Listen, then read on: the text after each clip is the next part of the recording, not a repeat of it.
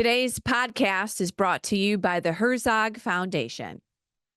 The Moms for America podcast was invited to the White House to talk with administrative officials regarding President Trump's 100 days in office. All that is coming up next. This is the Moms for America podcast. Each week, leaders and everyday champions tell personal stories, share advice, and tackle the issues most important to moms.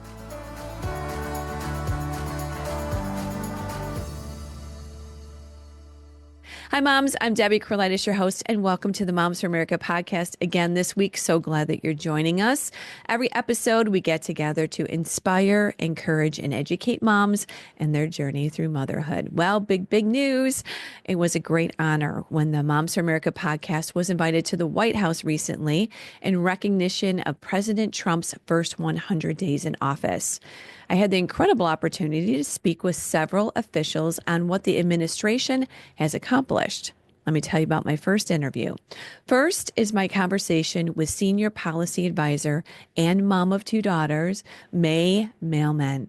May is a heavy hitter. Let me tell you, she earned her law degree from Harvard, where she served as president of the Federalist Society. Now, previously, May was a legal advisor to President Trump, where she advised on a wide range of policies, including healthcare, immigration, and social issues. She's also the former legal director of the Independent Women's Forum, which we absolutely love because of their work to protect women and children. We covered many of the president's policy changes, like from the definitions of male and female to the elimination of racist DEI policies to restoring parental rights and so much more. We actually started our conversation talking about President Trump's executive order protecting girls' sports. Take a listen. I honestly blame the Democrats for just handing it over to the Republicans. They sure did. This is an 80-20 issue that people say out loud. I think if you were to ask a liberal, quietly, hey, do you want your daughter to have to go up against a dude? No, they would. No. They would say no. So there's like five crazy people, but then otherwise no. So the protecting women's sports, we didn't do it day one because we wanted to do it at a time that was Women and Girls in Sports Day, that a lot of people were already going to be in D.C. fighting for this issue on the Hill. And that day was a day that was not about us. It was for all the people who had been fighting so hard for this. It was. And so it was so awesome to see not only the household names, Riley Gaines, Paula Scanlon, people who had been affected, who had to change with men, who had to give up trophies to men. So you have almost that original generation.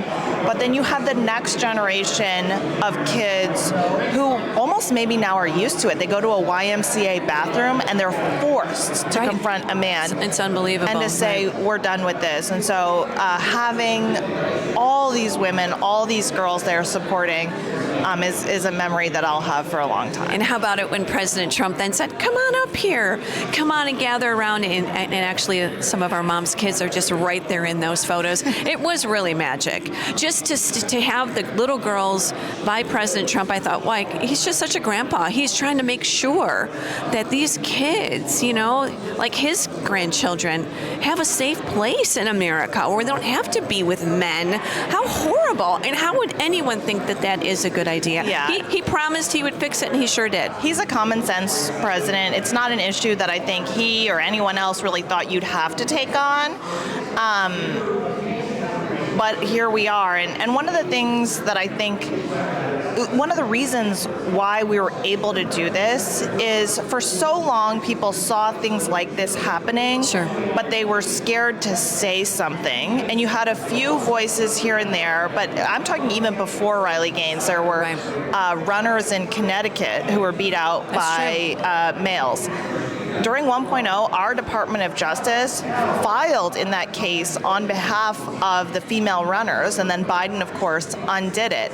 So we were making moves in this direction anyway, but it was quiet. The public wasn't keyed in, these types of things.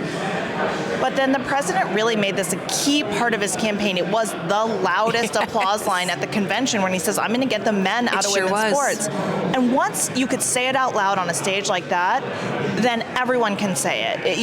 You don't have to be a Fox News host. You can just be a mom in your who's not even particularly partisan, just watching sports, and you can say something like this, and it's okay. And right. his leadership and in being able to say things out loud. Some people, oh my gosh, President Trump always says everything.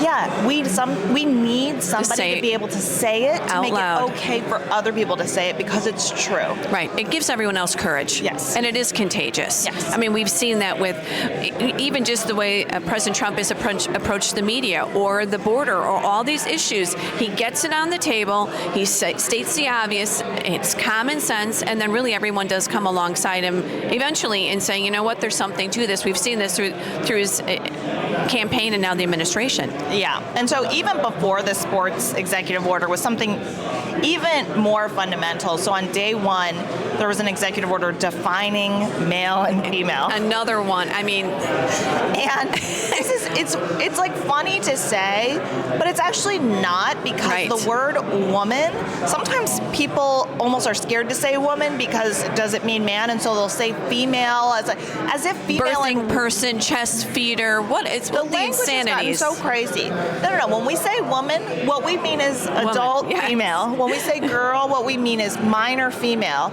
And these are terms that used to be so controversial. So when you are in a women's prison, when you're in a women's rape shelter, when you're in a women's locker room, yes. when you're in a sorority, it's essential that you know what that means. And a society that doesn't have language is not a society anymore. And having that as day one, I think, was really fundamental to having women's sports. Because if you don't know what women's sports are, then it doesn't matter if you protect women's sports, because it just means men. Yeah. And he's not going to let women be erased. So for our moms, another very big. What about some of the other executive orders? A couple of highlights. Okay. What are some of my favorites?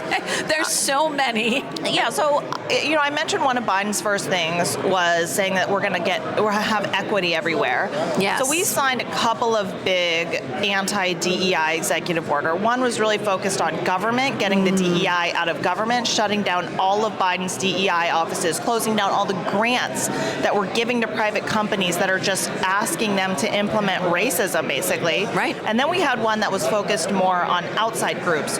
So telling schools, if you are going to be a school taking yes. federal money, you're not going to discriminate against your students. And moms have had this happening on every corner of our country, unfortunately. There has been such discrimination. There really has been. And some of it is nefarious. Well, they'll just shut down algebra. There's no more algebra because what if the races in the algebra aren't equalized? No. Schools should be treating people equally and not making decisions based on the race of their kid. Also getting the gender ideology out of schools. Yes. We signed an executive order on that. COVID mandates, that's another one where there might not be a COVID vaccine mandate right now in your school, but they can implement it at any time. And so we signed an executive order basically saying that we are going to enforce people's individual rights over these school shutdowns. So there's policies now in place that schools are not going to be as easily able to lock kids out of the classroom. Thank goodness. I think also the cultural change that we're seeing in universities, so whether that's Columbia, Harvard, some of these universities that have lost a lot of money. University of Pennsylvania, we took away some of their money, but also we found them liable under Title IX that they are discriminating against women. They're the ones that had Leah Thomas.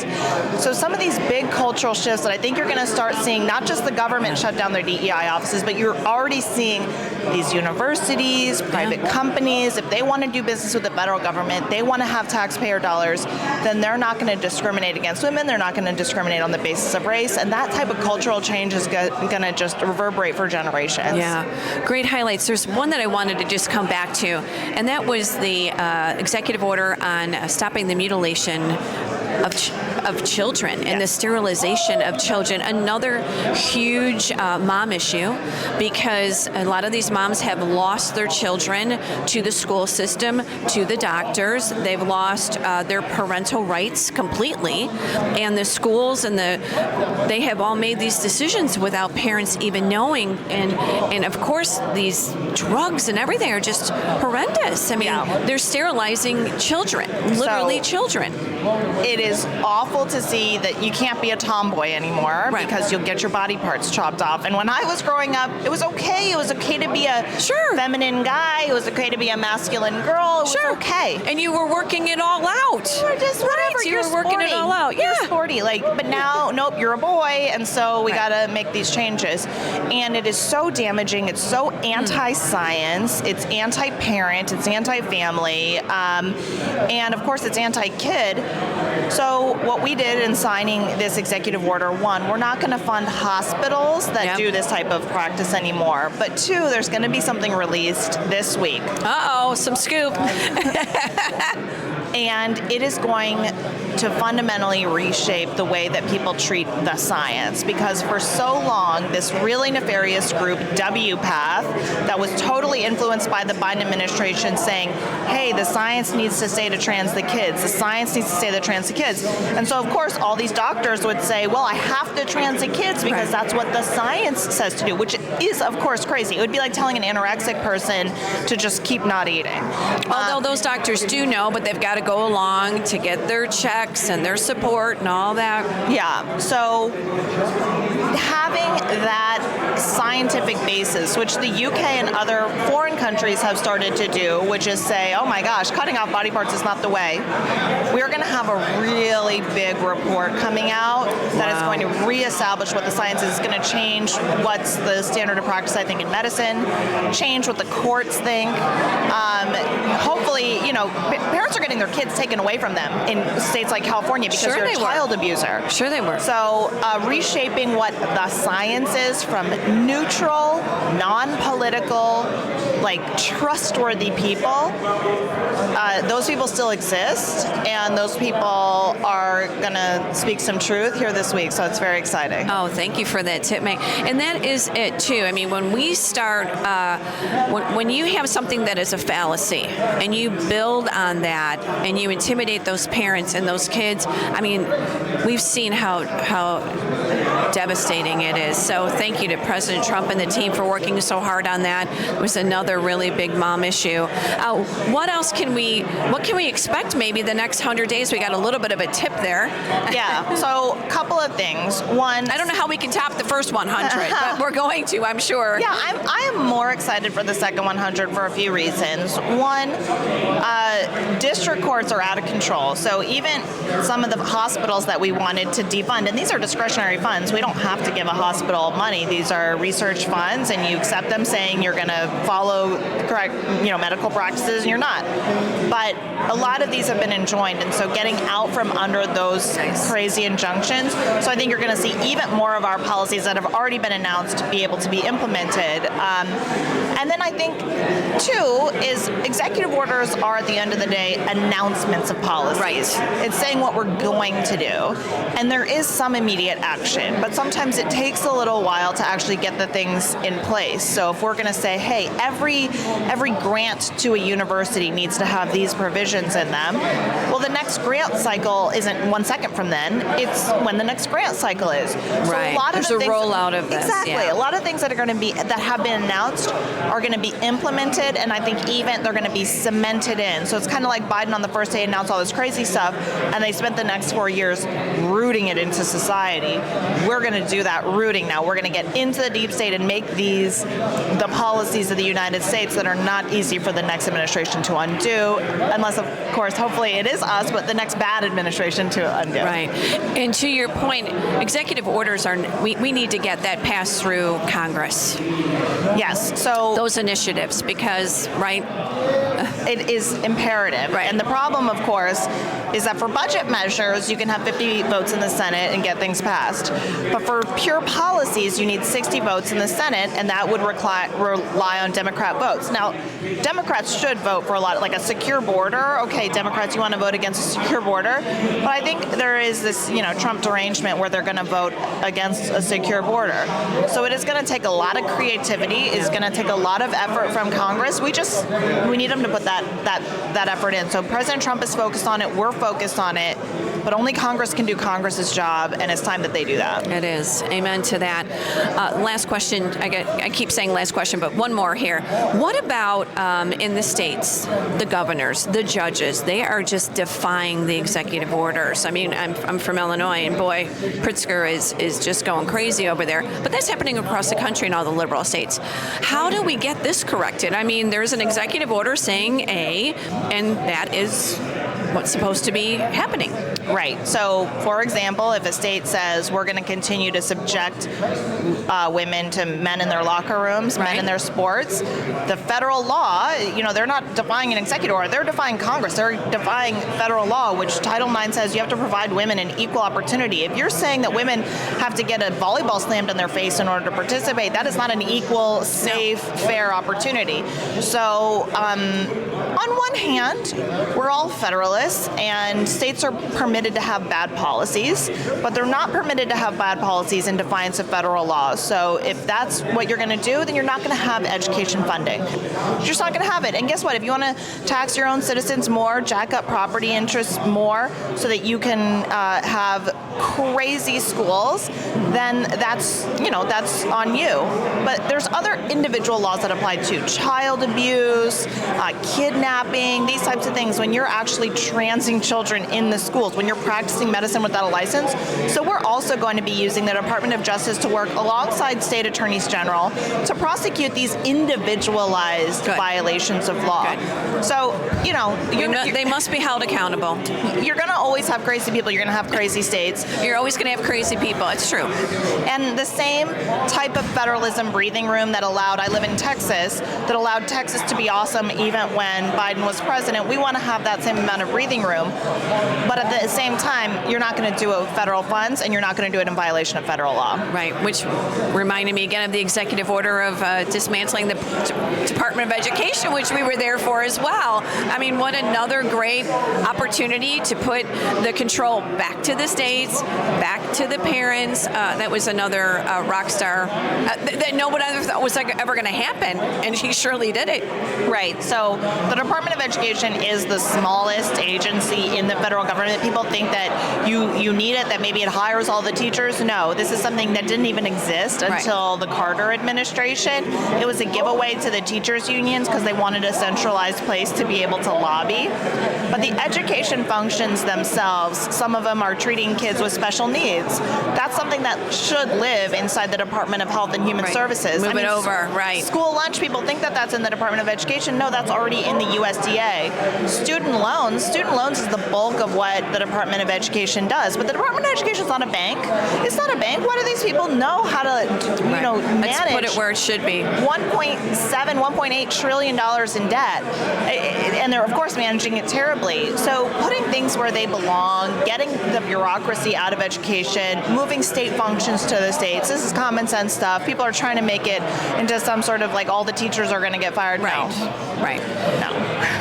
And we, as moms and families, we're so concerned about the education system in general because we've seen what they have done with those federal dollars and the indoctrination camps that they've made the schools. What's your advice to the moms that are watching? I mean, what can we tell them that we've seen a lot of hope? We've seen a lot of change, good change. I always say when we see change. Just for them to keep fighting and stay encouraged. I mean, it's difficult times right now, but the moms are on the forefront. They've been fighting for a lot of these executive orders that President Trump did, and I think will continue to do. Yeah, I think it's to continue to show up. So President Trump notices when people are supportive of the things that he's doing, when it's what he calls when they show up. And so the left right now is getting emboldened, and they're showing up, and they're doing crazy stuff. They're blowing up Teslas, and they're trying to get more MS-13 members into our country. And when we are on the winning side, we tend to not show up or think that everything's going to be fine. But showing up means there are things in the news that the left is not going to like, and they are going to blow it up.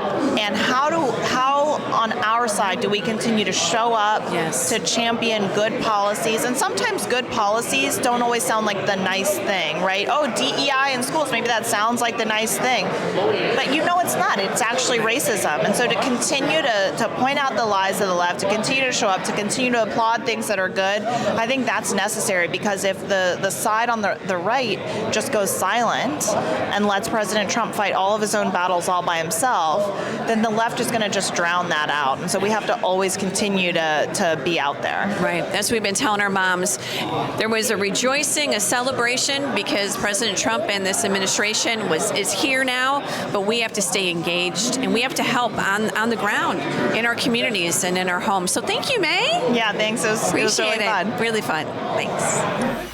Yes, keep showing up. May said it, and we always say it here at Moms for America, and we cannot take our foot off the pedal now that President Trump has won. We have got to keep fighting. May reminded us that in order for President Trump's important executive orders to be turned into permanent laws, we need to stay engaged and be a part of the political process. You hear that from us all the time, right? Moms for America is going to keep pushing forward, and we need your help to do it. All right, we're going to take a quick break, and after we return, more from Washington, D.C. Hi, moms. I'm excited to share some news about our new sponsor, the Herzog Foundation. We know you're passionate about raising patriots and empowering your children with the best education possible, and the Herzog Foundation shares that passion. They're dedicated to promoting liberty through education freedom and helping parents like you choose the best educational path. They offer a powerhouse of resources designed to support families and schools alike, whether you're ready to dive in headfirst to the world of education or simply looking for more ways to empower your child's learning. From free training events to their must-read online publication, The Lion, they're committed to keeping you informed about what's happening in education. Also, if you've ever thought, moms, about starting your own Christian school or co-op, their School Box online course will give you everything you need to get started on the right foot. Again, we are so proud to partner with the Herzog Foundation, and we encourage you to explore all their amazing tools and the insights that they offer. So go ahead, visit herzogfoundation.com to learn more. You won't want to miss these incredible resources. Again, find it all out at herzogfoundation.com. I've never really felt comfortable sharing pictures of my kids on social media. Then I found Tuvu, a premium social app with an actual, authentic community. No bots, no one trolling me or my family. Just clean, wholesome content you can trust.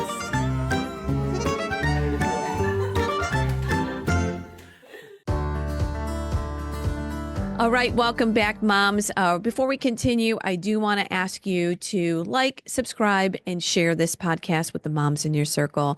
This is how we get our podcast out and our information. I know they'll love this discussion. Also, if you have an idea or a topic, a guest for a podcast, would you please email me at podcast@momsforamerica.net. I would love to hear from you. Lastly, I want to invite all of the moms that are listening to join the movement here at Moms for America. I surely hope that you're a part of our sisterhood. It's moms like us uniting all across the country to fight for faith, family, freedom, and the Constitution. How do you do that? It's so easy. You go to momsforamerica.us and you sign up for our newsletter, and you take advantage of all the incredible resources that we have available for you moms. So please go to momsforamerica.us and join the movement. We would love to have you. My next White House interview was with the Principal Deputy Press Secretary, Harrison Fields.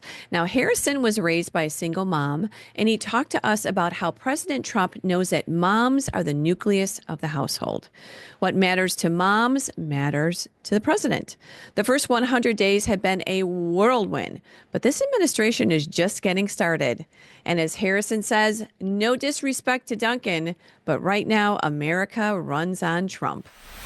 All right, Harrison just sat down at the table with the Moms for America podcast. Welcome. Thank you. Thank you for having me. All right, first, let us know what your position is, Yes. so I get it all straight, and a little bit about what you're doing. Yeah, so I'm a principal deputy press secretary for the White House press office. My job is to deal with the mainstream media, the left-wing media, every single day. How are you holding up? I'm holding up. But we've got an amazing team. We've got a great communication director in the President of the United States. Right. Amazing press secretary in Caroline Levitt. And our she's team, our complete comms team is truly masterclass. And we have a good story to tell.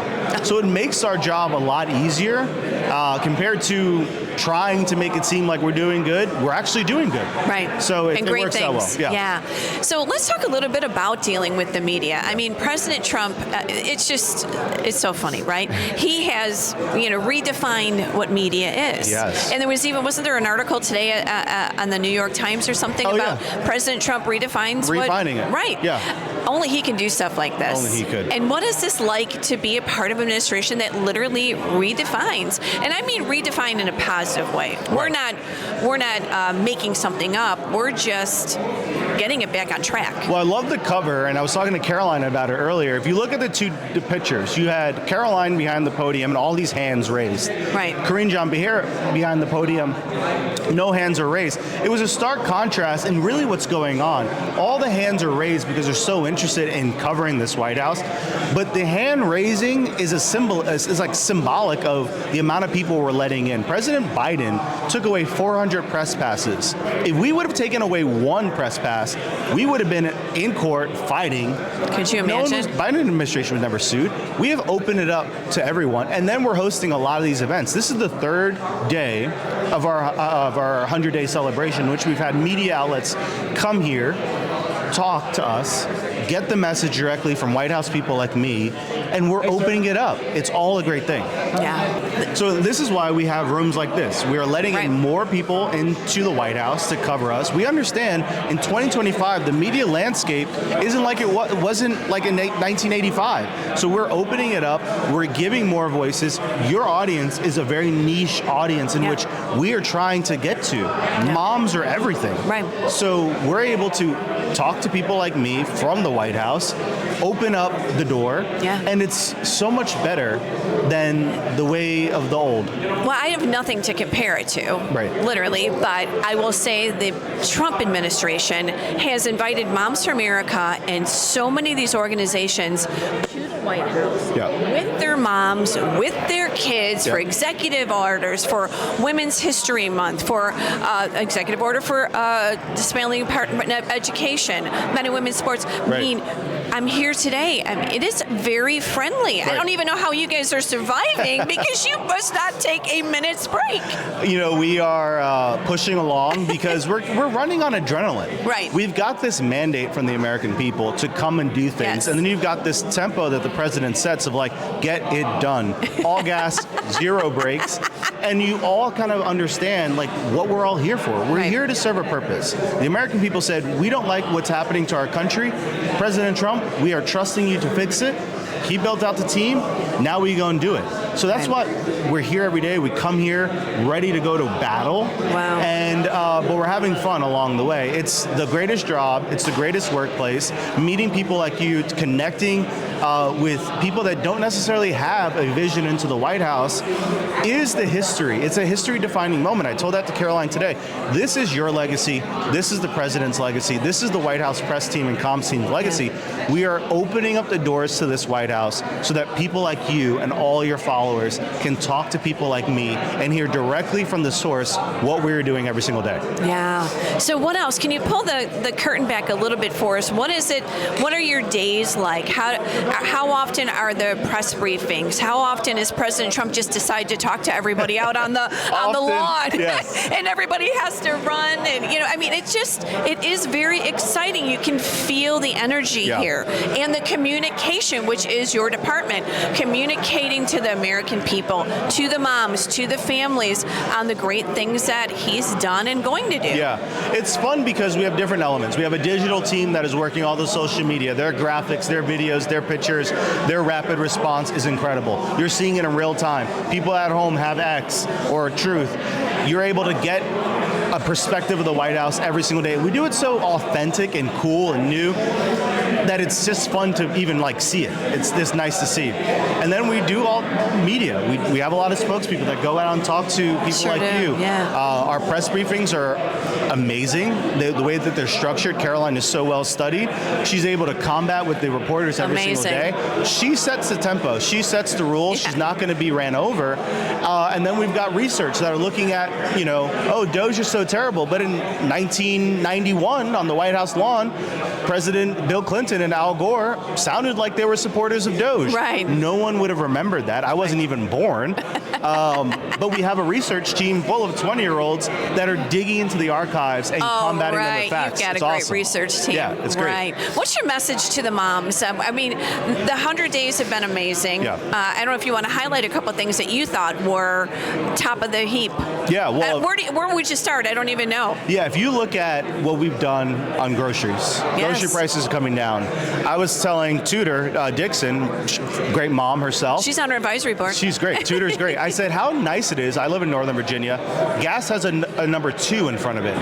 Over the entire Biden years, it was sure. always 3 or 4, sometimes 5. Sure. So it's even feeling that, and that's a direct correlation to what moms want. I come from a single mother. Oh, you My do? mother Yeah. was a single mom, raised 3 kids. My wife is a new mom. We've got a 7-month-old at home. Oh, I congratulations. am all in on the moms. President Trump is all in on He the moms. sure is. You guys have an unthinkable task every single day. And we manage our entire home. We're do. the CEO. You do. I mean, and we say this, we're the moms group that loves the dads and the men. Of course. We love our dads. We love our husbands. We love our sons. But the moms manage it. What is it? The stat is that the mom decides 90-something% of everything that is bought Yeah. and shared and what the kids wear and what they eat. Yeah. It happens at the kitchen table there. It's so true. So to your point, President Trump is concentrating on the family so much. And yes, gas is down, eggs are down, the economy, we're concerned about the economy because moms don't know if they can afford a gallon of milk or a gallon of gas. Right, which is why they trusted President Trump with his economic policies. And you talk about what we're doing with tariffs, but we got tax cuts on the way, we got deregulation on the way, and we're unleashing the will of the American energy infrastructure that Biden was trying to destroy. All of that's going to help moms, it's going to help average Americans.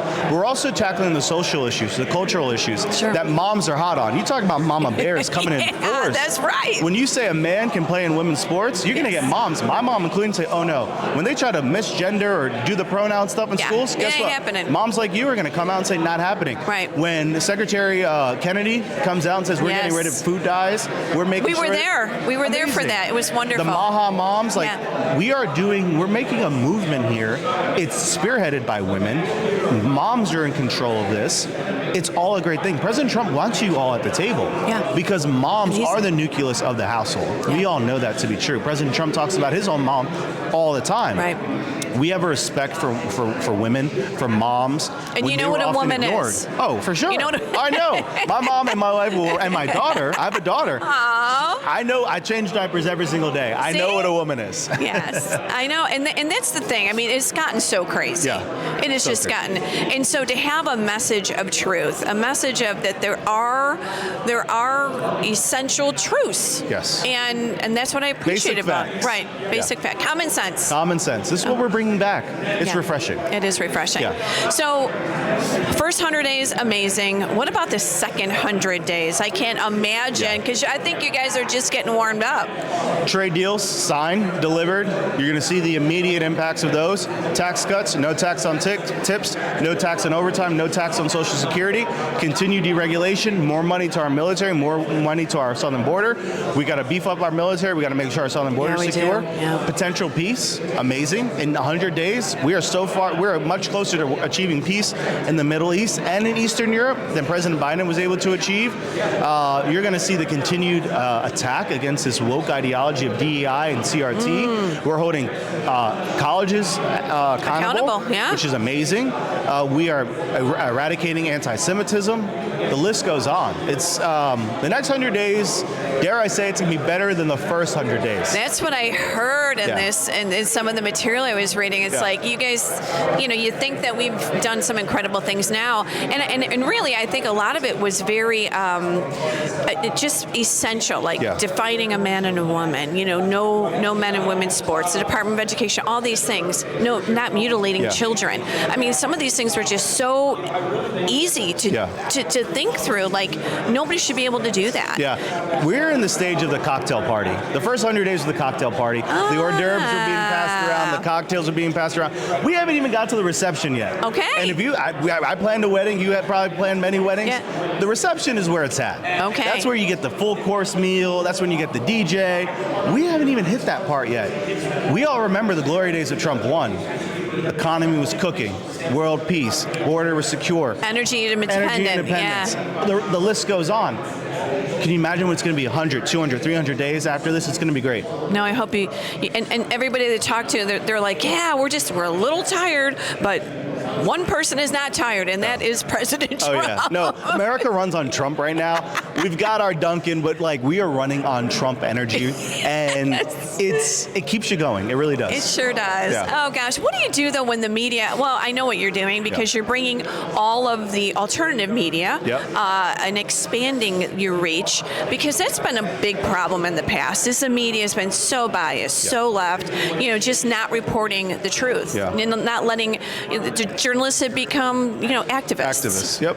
Well, you got that problem, and then you're seeing now they're trying to defend this MS-13 illegal immigrant. What is that? It's ridiculous. It goes to show you the sinister nature of these people. The president, he says it all the time. I could cure cancer, and the Democrat and the media said I didn't do it fast enough, or they would find something to complain about it. This is the state of the American media. The unfortunate thing is when they are doing their job, you see a side of them that's not really emblematic of who they are behind the scenes. I deal with these people every single day. Just talking to a lady today, talking about her kids, talking about her mom that's sick. These are human beings at the end of the day. I acknowledge that. But when they go and do their work, it's like, wait a second, what happened to this person? It's devastating because they're answering to the C-suite of their media organization. They're answering to their editors, and that's where the rot really is. Not necessarily the rank and file people that are doing the groundwork. It's the people that they answer to that are pushing them to have this agenda that's disgusting. And what it's doing, it's cheapening their legitimacy. People aren't reading. They're going to people like you. Why do I need AP when I've got Moms for America? Right. Why do I need CNN when I've got people like you? Right. We're opening the doors. We're giving them access. And behind closed doors, they're like, guys, we really appreciate it. Yeah. We have an accessible president. We have a press office that actually answers the press email. Yes. Funny story. The Bidens never answered. And I can attest to all of this because they have been very communicating very easily with us. Biden administration had a general press inbox. They never answered it. We make sure that inbox goes to zero every single day. Because, we have three sides of the story. We've got the media editorializing. We've got the opposition, and then we've got ourselves. We want to make sure we get our side of the story in every single story. And it takes us a lot of it's a big effort. It's a big hurdle. But we try to do it. It's crucial because they try to set the narrative. We have to set the narrative. You're doing a great job. I appreciate it. Words of advice to our moms, just in this this day and age, and just encourage them because it's tough. You've got a baby, a little baby girl, and you want an America that she can live the American dream and prosper and have a family. So to our moms. My advice to the moms, continue what you guys are doing. You guys are the nucleus of the home. Without you, this country, our culture will dissolve. Keep the faith, pray, bring prayer back, and give a little nudge to your husbands. Dad's got to get out there too. That's right. Dads need to go to the teacher conferences. They need to get engaged. That's right. They need to stand up for their daughters, for their sons. But from our vantage point, from the president, from this White House, we thank the moms. You guys are the backbone of this country. I love my mom. I had an amazing grandmother. My wife is an incredible mom. Happy early Mother's Day to all you guys. This country, the world would not be the same without moms. Well, you got to love it, moms. The Trump administration knows that moms are the backbone of this country. And of course, we all know that dads, we need our dads as well, as Harrison said. So dads, please step up, get engaged right alongside those mamas. All right. Thank you, May. Thank you, Harrison. And thank you, President Trump, for inviting us to be a part of celebrating 100 days in office. We so look forward to the next 100 exciting times ahead. And also part 2, I want to let you know of my visit to the White House will be coming up next week. week. So make sure you join us next week as well. Also, I would like to invite you to check out our new TV program that we're in the second season of it. It's called The Mom View. It's a place where conservative conversations happen, and we cover it all there, but from a really good perspective. It's not the view you know, it's the good view. So go to themomview.com, check us out, and sign up to be a part of The Mom View. It's a really great show. I say this every week, moms, you are the heartbeat of the home. And here at Moms for America, we're help to support you in any way that we can. We have all of it from the kitchen table to Congress. Go to momsforamerica.us and see all the information, resources that we have for you, moms. Hope to see you next week, and let's keep changing our country one home at a time. Thanks so much for joining us. A special thank you to our sponsors, the Herzog Foundation and Tuvu. The views and opinions expressed in this program are those of the speakers and do not necessarily reflect the views or positions of the Herzog Foundation.